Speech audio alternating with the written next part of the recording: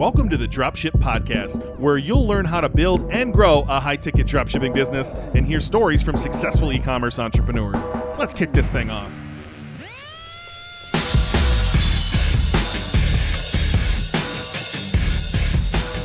Hey, welcome to the Dropship Podcast. And today we're answering a question from our Facebook group. Chuck asks, why would suppliers want to dropship?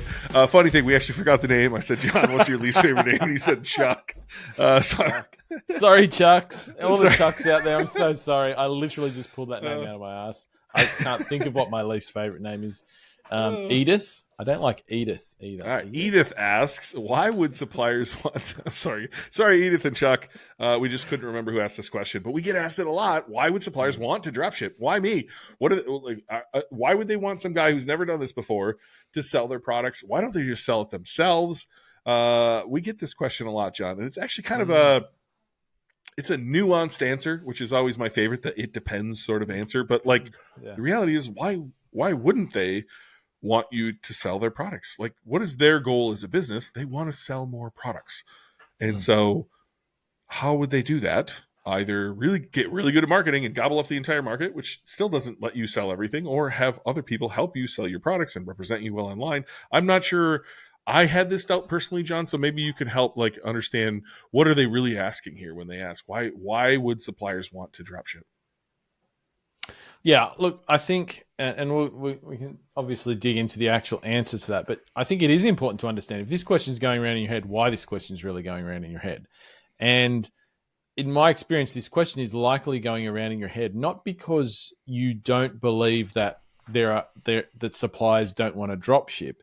It's because you haven't yet formed the belief, or you're struggling with the concept that they want you personally to drop ship their products. And so really, I think this question, once again, comes out of that fear of starting. Like, am I good enough?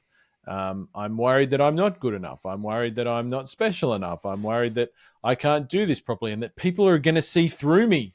Am I a fake? Am I a phony? What right have I got to be here? There's a whole bunch of things there that are really common across people who are starting a business. Even people who have been in business for a long time, right? I mean, you'll know this. You get into a room with really high-level people who are way above you, and you can think, what the fuck am I doing here? These people are going to think I'm crap. These people are going to think I'm shit. I'm a phony. When we start talking about all the things that we talk about here, sometimes you can feel like, what if people think that I'm just making this up? These are common fears, really common fears. But that's where that question actually comes from. You don't have any evidence at this point that suppliers don't want to drop ship.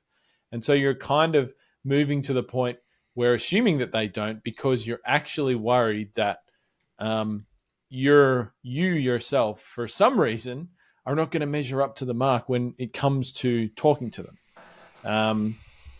I think that's where the question comes from. So, I would say the majority of the sales calls I get on, John, are this. Yeah. People come on with the questions they have about why would a supplier want to drop ship? How many people have been successful in your course? How long is it going to take for this to work? How much am I going to spend? What's the likelihood I make $10 million not running ads? Or there's a million questions I get on these sales calls, and I politely answer them. And then I say, look, the real demons are in between your ears. John and I teach this extremely well. Every question you could possibly have is covered, or could be covered in a future video the moment you ask it. The reality is, you're going to bump up against your belief system. Imposter syndrome is a huge one. Who am I to be doing this? What if I fail? Why would all of the regular demons show up throughout this process? And so I love when we do little episodes like this, where it's a question where you're like, I'm trying to think of a logical answer. And then the reality is that it's not coming from a logical place. It's coming from this emotion-filled place and worrying place about, what if I fail, or who am I to be doing this, or what are they going to think of me? And the reality is, I've been in some big rooms with some big names. We're all thinking those same thoughts all the time. And so you're not alone in this, but you do have to stand up and push through these things, because that's the only way through. There's no way around this. There's no way of battling these demons other than going right through them and showing yourself that it's all bullshit. It's all a lie. And you do that by building evidence, by taking action. Yeah. And I think the other place this comes from as well is people, I think, when they're right at the start, put suppliers up on this pedestal. Like you mentioned it in a previous episode, or an episode we just recently recorded. Like people think of suppliers like their mum or dad or something, and they're scared to go and talk to them. And I think people automatically think when they're going into making these calls, they think there's some big power imbalance, right? Like suppliers are like God or something, and I have to go up and be like, "Please, sir, let me into heaven," kind of thing. Oh God! If you're not on video right now, please go to YouTube just to watch Sean do this little. I've been a good boy. Let me into heaven, right? And like they're in a place where they're begging for the favors of the gods to please rain your products down on me and give me a good margin and all this sort of stuff. And that's literally not what the relationship is, right? You're coming to your suppliers with a mutually beneficial business opportunity. That's what it is. It's mutually beneficial. You're coming to them and saying, I want to make you money, and there is zero risk for you in this relationship. Now, if I came to you and said, buddy, I'm going to give you $200 and you don't have to do anything, what would you say to me? Would you say, nah, I don't want that?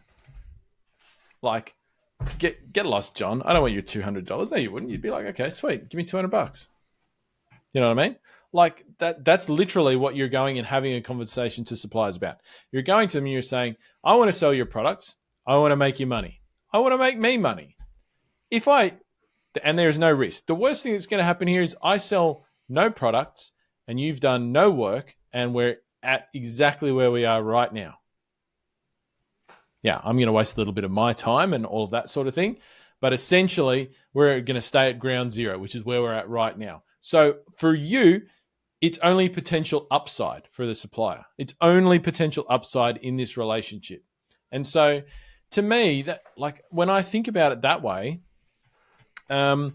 you see that there's not like some power imbalance where like the supplier is taking a massive chance on letting you sell their products. Like that's what people think. They think, oh, the supplier's doing me a favor. They're letting me sell their products.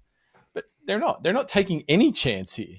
Like if you don't sell anything, they're going to forget about you in 2 seconds. They might even go ahead with their day and yeah. You know what I mean? So they don't care, right? The chances are you're going to sell something, you're going to make them money, you're going to make yourself some money, and you're both going to be happy and onwards and upwards, right? But yeah, why wouldn't suppliers, if you think about it that way, right? Why wouldn't somebody want to work with you? You're just giving them an extra channel, an extra opportunity to increase their market share. Because that's the other thing that suppliers want.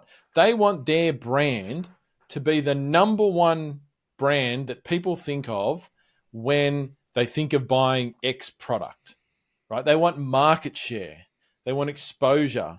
And so one of the ways that you become the brand is if everybody who is in the space is promoting your brand, you're automatically the brand, right? Like if you've got third parties selling your product, then customers assume that it must be a good product, right? Because all these other businesses are selling it as well and trying to make money off it. And so it's not just about making the supplier dollars. It's also about helping them to crush their competition, which honestly is what any business owner secretly wants to do, right? That's the aim of business, is to get market share, which in turn makes you money. And so once again, you're talking to your suppliers and you're offering them an opportunity to increase their market share at no cost to them. No cost to them. So like I'll just go back to it. When I think about it that way, I think for me, that always mentally reduces those sort of fears a little bit. And I think, yeah,